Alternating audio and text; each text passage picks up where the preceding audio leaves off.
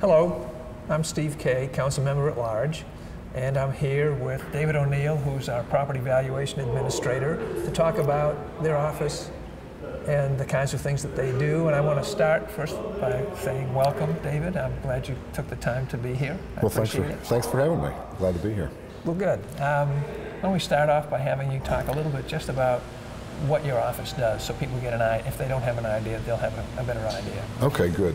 Property valuation is one of the county constitutional offices, like county clerk and sheriff. Okay, and that means if it's a constitutional office, that means it's elected, or? It's a 4-year elected office. Okay. It's on the same election cycle as county clerk, sheriff, mayor, council at large races.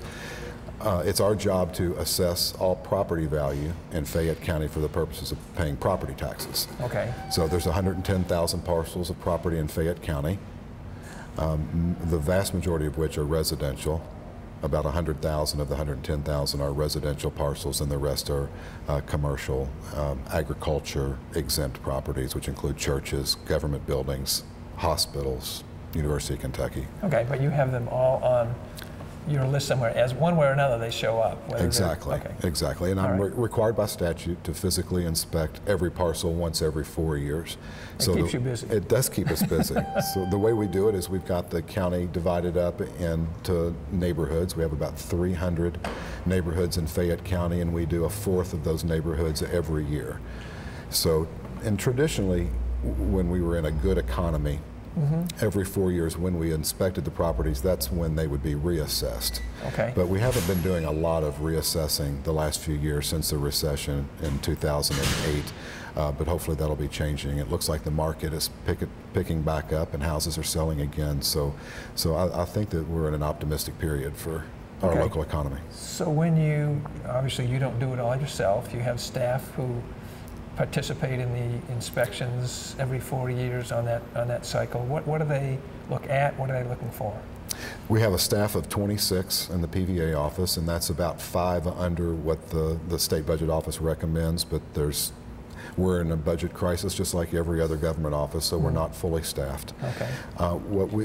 What we look at is, we go around, first of all, we take a new photograph of every property at the time of the inspection. We also have details on the property, so we know how many buildings are supposed to be on it, what the square footage is supposed to be, what it's supposed to be constructed of, and we're looking for changes since the last time we've been there. Okay. So we're also looking at the overall condition of the property. We're looking at the overall condition of the neighborhood, and then we're evaluating the property, how it holds up to what we would expect the average in that neighborhood to look like.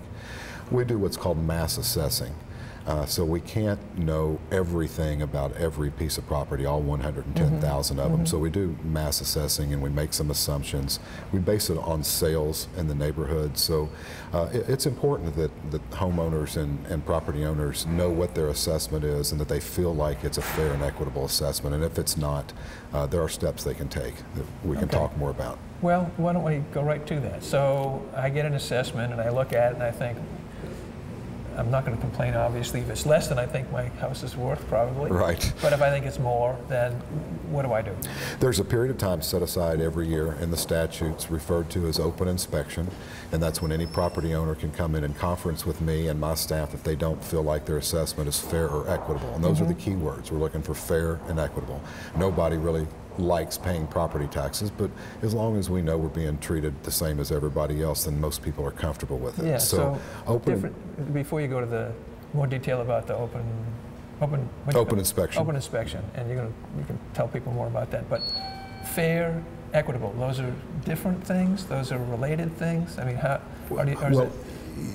yes, I think being treated fairly, that all property is being treated the same way, and the Constitution says that all property, unless it's specifically exempted by law, is to be assessed at 100% fair cash value. Okay. So you want to be treated that way. Plus, you also want to know that your assessment makes sense when compared to other properties' assessments. Okay, and fair cash value, you already said this, it's kind of based in part on if there have been sales and what the adjacent property or... Fair cash value is what the property should bring in an open market with a willing seller and a willing buyer with the property on the market for a reasonable period of time. And law has pretty much held that the best indicator of a property's value is its sale price. So what we do, most of the assessing we do, particularly on residential property, is based on sales of like property in that specific neighborhood. Okay. So ideally, when we're, just to keep it simple, for example, if you were to live in the Stonewall subdivision, what we would do when reassessing Stonewall is take all of the sales in that subdivision and then apply them to like property. So we would be looking, if it's a one-floor ranch, we would be comparing that to other ranches. If it's a two-story, compare that to two-story. And then we make adjustments based on things like whether it has a basement, whether the basement's finished. If we know whether or not the house has been remodeled recently, we do follow up on building permits. When building permits are issued by the city, we get copies of those and we follow up on them. So even though we do mass assessing, we try to apply real data whenever possible. So it sounds similar to what if I wanted to get a bank loan and they asked to have my house, the property appraised. Right. So I presume it's something similar? It's similar, except that I'm authorized by law to come onto your property and take external measurements and take a look around, but I'm not authorized to come in and look around. And property owners rarely invite me in to look around, oddly enough. Oh, you're a friendly fellow. Yeah, I do my best, but so an appraiser has the benefit of going into the house and covering it in complete detail from top to bottom, and we don't have that luxury. All the more reason for the property owner to be familiar with their rights. Right. So let's back up and this open inspection. It's always begins the first Monday in May and runs for 13 consecutive days, including Saturdays. So for this year, it'll be May 6th through May the 20th. If you want a conference with me on your assessment of your property, then come in and talk to us, and you'll generally get to speak to the assessor who actually placed the value on your property, and we'll share the information, everything that we have that helped us arrive at that value, we'll share with you. We'll show you the sales in the neighborhood. Then if you have something that you want to share with us, for example, if you have a recent bank appraisal that suggests that we don't have the assessment correct, then that would be the time to do it. Okay. And if after you talk to us, if we're still not able to arrive at a place that you believe is fair or equitable, then property owners can appeal that to the local Board of Tax Appeals. And the only requirement for filing with the local Board of Tax Appeals is that you do have to conference with my office before you make the filing. So, and the deadline for filing the appeal is the close of business the day after the end of open inspection. So open inspection ends on May 20th.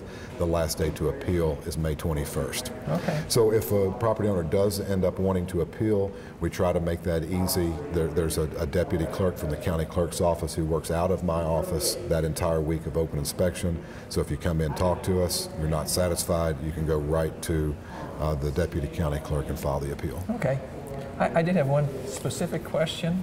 I'm way too young to qualify, of course, but I understand there's an exemption, a homestead exemption for people of a certain age. Can you want to talk about that a little bit? There are. Most states have some type of a homestead exemption where the government tries to make it easier for retired persons and the elderly to remain in their home if they choose to. And in Kentucky, the homestead exemption takes a specific dollar amount off the assessed value for the purposes of paying property taxes. So it's a state regulation applied locally? It is. And it's a dollar amount? So it's a dollar amount, and that changes every 2 years. It's adjusted with the Consumer Price Index. So for the next 2 years, for 2013 and 2014, it's $36,000 off the assessed value. Okay. So if you have a house that I assess at $100,000 after you take the homestead exemption off, then you would be taxed at $64,000. Okay. And the age? The age is 65 years of age or older. One or more people who Whoever own that. gets there first, which your name needs to be on the deed. Yeah. So whichever spouse or whichever person on the deed gets to 65 first, then that's the name that it goes on.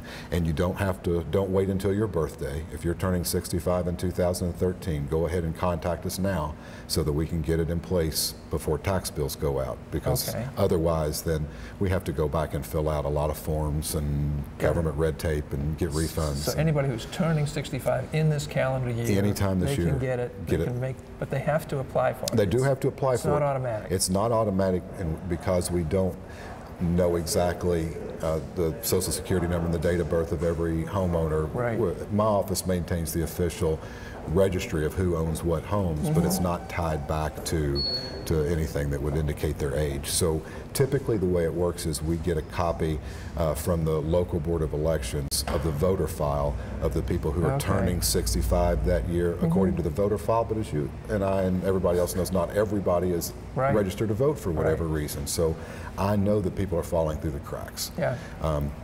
And just anecdotally, I run across people who were not aware of it, who were not taking advantage of it. I know we're not at 100% participation, so that's a goal of mine while I'm in office, to get the homestead exemption at 100% participation. Now, if you're just now hearing about it, just now finding out about it, and you are over 65, I can go back 2 years. So anything that you were not taking advantage of prior to 2 years ago, I can't get refunds on that, but I can go back and refund. But they can get a rebate. 2 years. Yes. And the dollar amount of the exemption, depending on which taxing district you live in, is about $410 in savings in annual property taxes. So it's not an insignificant amount of money. Okay. We've got a very few minutes left. Is there anything else that you think people need to know or you'd like to tell people about the office? Yes, one thing that people may not know is they have a very good resource at the PVA office on our website. It's Fayette PVA, as in Property Valuation Administrator, FayettePVA.com, and there's a wealth of resources out there. In fact, we've launched a new product on the website today, as a matter of fact, depending on what day this airs. It may or may not be today. But we put out sales reports, so if you're familiar with the home seller section of the Sunday paper where you can see the properties that transferred, we've got an electronic version of that. So you go on the website, pull it up, and you can click a link, and it'll take you right to the property record for each of those properties. You can look up each of the 110,000 properties in Fayette County, see a picture of the property, see a sketch of the building, see the sales history, see the assessment history. We spend a lot of time researching the very best website applications out there, and I think we've got a really good resource in FayettePVA.com. Well, great. Again, thank you for joining us, or joining me today and sharing this information, and thank you all for watching. Again, there'll be information about the PVA office up on the screen, especially for those who may be over 65. If you've not taken advantage of that homestead exemption, now is the time to do it. Thank you for watching.